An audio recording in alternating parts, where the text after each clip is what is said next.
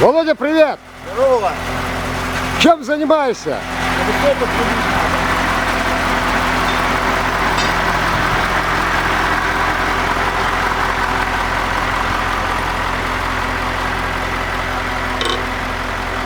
Так, это основной инструмент, да? Да. Так, как поживаете? Нормально.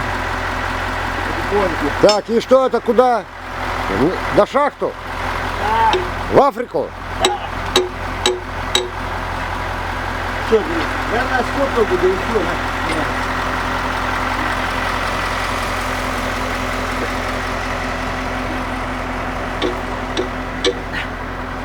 Вот он, да еще так.